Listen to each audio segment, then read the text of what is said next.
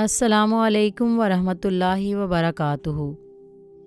قرآن اور جدید سائنس حصہ سوم، انسانی جسم اور زمین کے وہ راز جو جدید بائیولوجی نے آج تسلیم کیے۔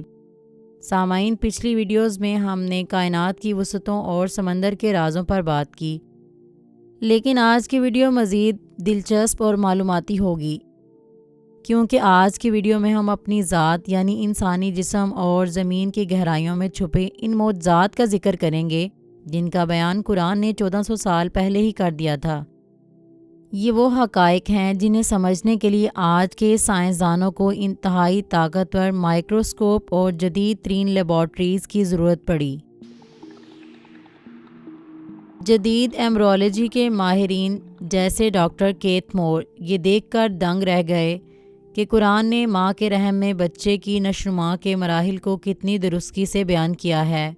قرآن کہتا ہے کہ انسان کی ابتدا ایک قطرے سے ہوتی ہے، پھر وہ علقہ بنتا ہے۔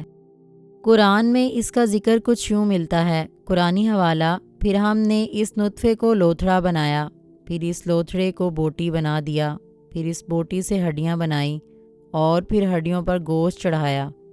سورہ مومنون آیت 14۔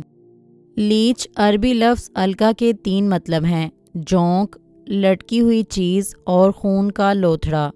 جدید مائکروسکوپک تصاویر ثابت کرتی ہیں کہ ابتدائی مرحلے میں انسان بالکل ایک جونک کی طرح نظر آتا ہے اور ماں کے رحم سے لٹکا ہوتا ہے۔ سر فرانسس گالٹن نے فنگر پرنٹس کو 1880 میں شناخت کے طور پر متعارف کروایا۔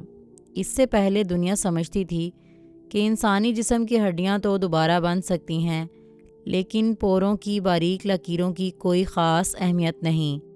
قرآن میں اس کا ذکر کچھ یوں ملتا ہے، قرآنی حوالہ: کیا انسان یہ خیال کرتا ہے کہ ہم اس کی ہڈیاں جمع نہ کر سکیں گے؟ کیوں نہیں، ہم تو اس کی انگلیوں کی پوروں تک کو ٹھیک بنا دینے پر قادر ہیں۔ سورۃ القیامت آیت 3-4۔ قرآن نے خاص طور پر پوروں کا ذکر کیا ہے کیونکہ ہر انسان کے فنگر پرنٹس دوسرے سے مختلف ہوتے ہیں، جو اس کی انفرادی شناخت کا سب سے بڑا نشان ہے۔ جدید نیورو سائنس بتاتی ہے کہ پری فرنٹل کارٹیکس، دماغ کا اگلا حصہ، انسان کے فیصلہ کرنے، منصوبہ بندی کرنے اور جھوٹ یا سچ بولنے کا ذمہ دار ہے۔ قرآن پاک میں اس کا ذکر کچھ یوں ملتا ہے، قرآنی حوالہ: ہرگز نہیں، اگر وہ باز نہ آیا تو ہم اس کی پیشانی کے بال پکڑ کر گھسیٹیں گے، ایسی پیشانی جو جھوٹی اور خطا کار ہے۔ سورہ علق آیت 15-16۔